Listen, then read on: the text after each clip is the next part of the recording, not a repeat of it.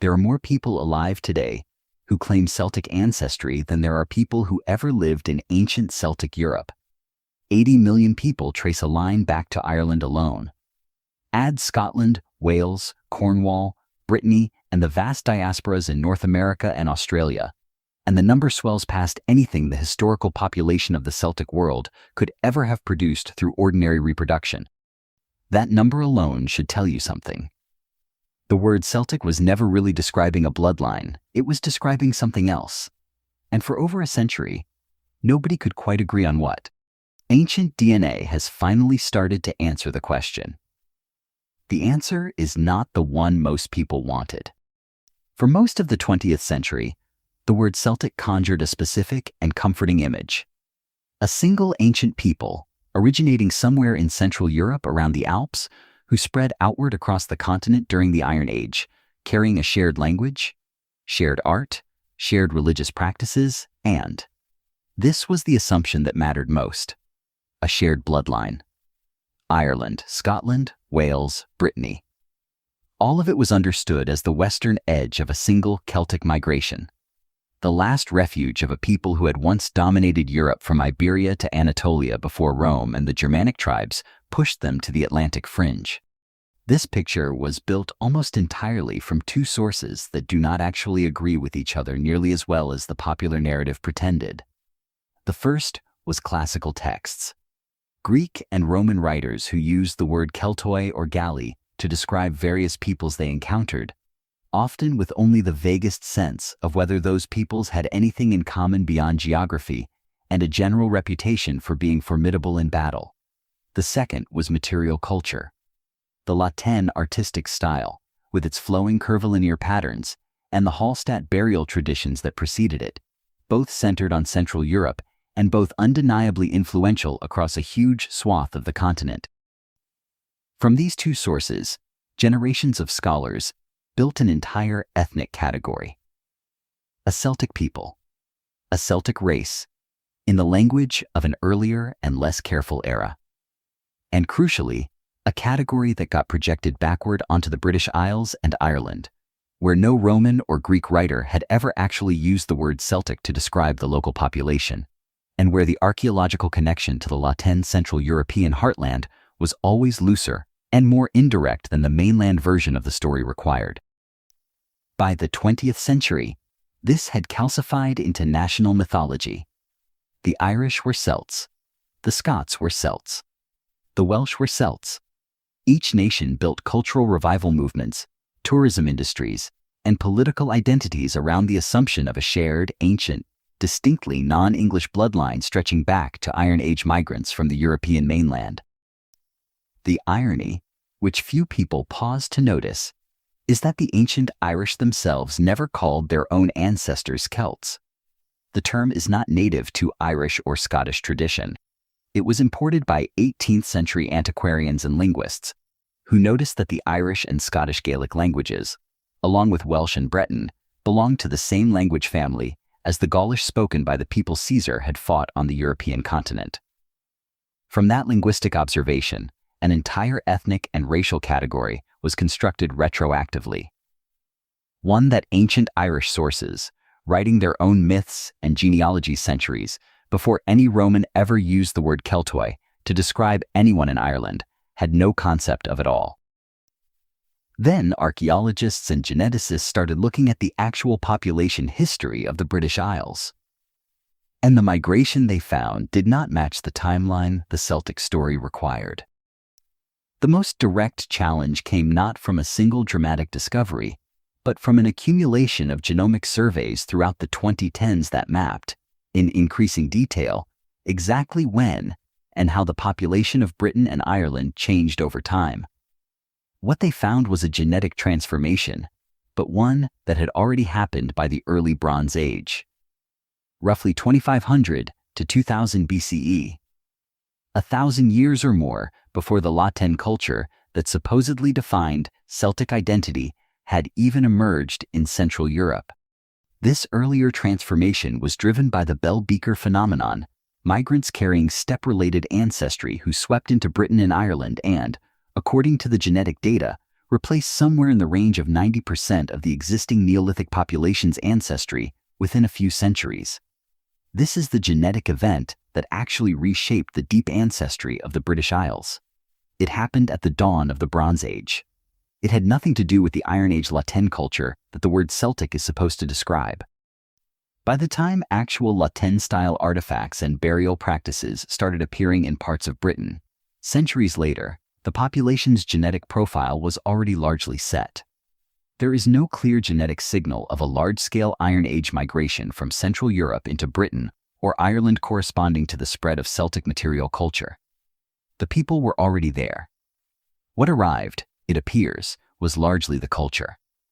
The artistic style, possibly elements of the language family, trade connections, and technological influence, without a demographic replacement to match it.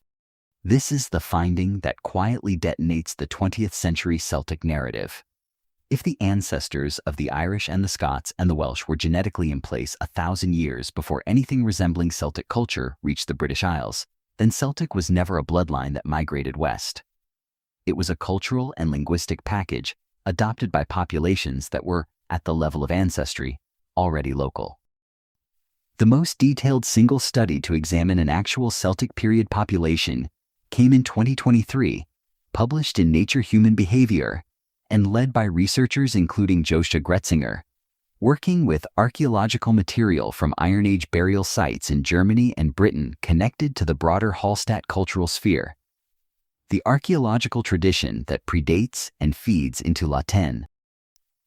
The study analyzed 31 individuals and uncovered something that had never been documented at this resolution in an Iron Age European context.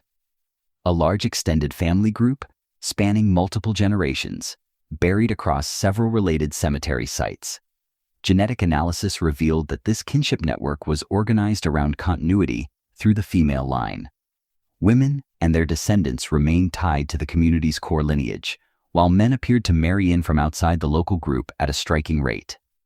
Researchers described the pattern as evidence of a matrilineal social system, or something functionally close to one, operating within at least this particular Iron Age Celtic-speaking community.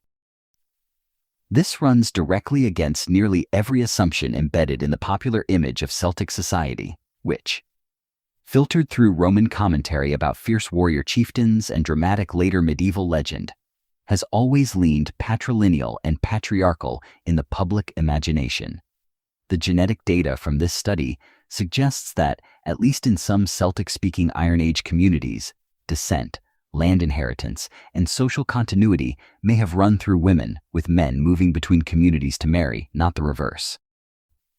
It is a single study, from a specific region, and it should not be generalized into a sweeping claim about Celtic society everywhere. Iron Age Europe was never socially uniform any more than it was genetically uniform.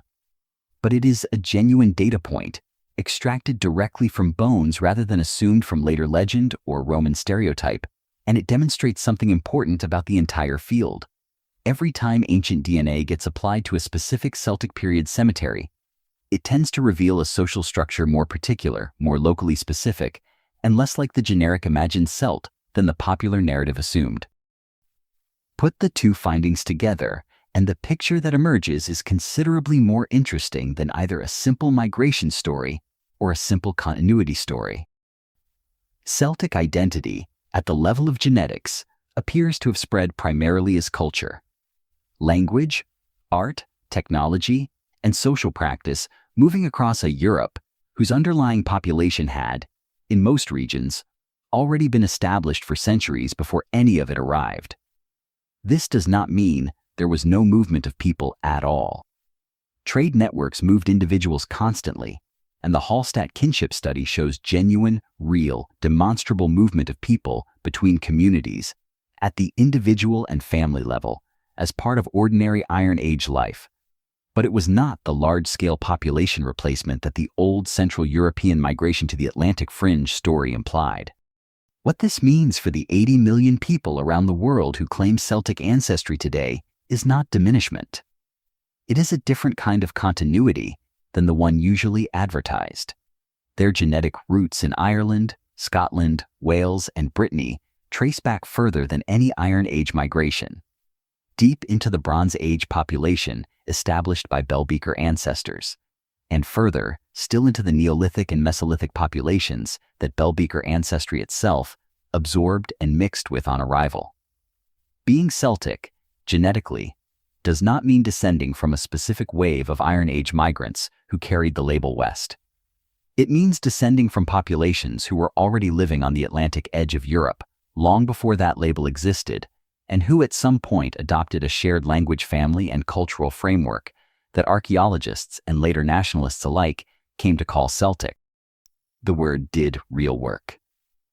It gave scattered regional populations, separated by sea and mountain and centuries, a shared vocabulary for identity, resistance, and cultural pride, particularly against the pressures of English political and cultural dominance from the medieval period onward. That work was not fraudulent, simply because the underlying genetic story turns out to be more complicated than a single migrating people. There is something worth sitting with in the fact that the DNA keeps returning the same basic lesson across every ancient population it touches. The clean story.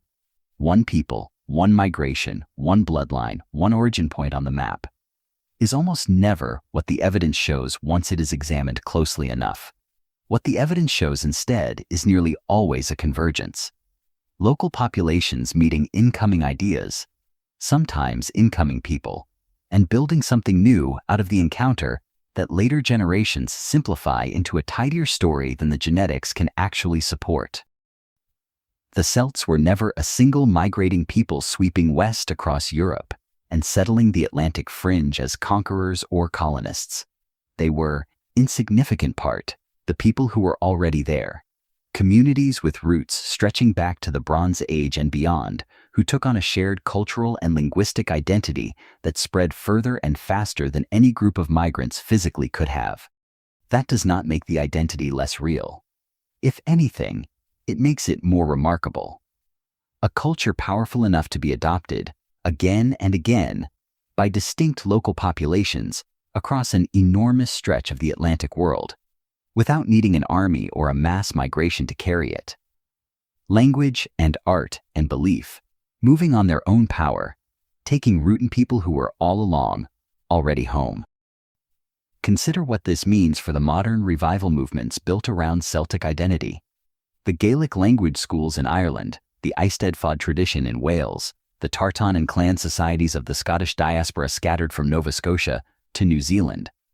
None of these institutions require a literal migrating bloodline to justify their existence. What they preserve is something that was always more durable than genetics in the first place, a continuity of language, story, and practice, carried forward by people whose ancestors, DNA now confirms, were shaping that identity out of populations already rooted in the same soil for thousands of years before the word Celtic ever reached their shores. The bones agree on this much. Nobody sailed in to become Celtic. The people were already standing on the shore. What changed was what they called themselves and what they believed about where they came from. A belief that DNA, 2,500 years later, is only now quietly beginning to correct.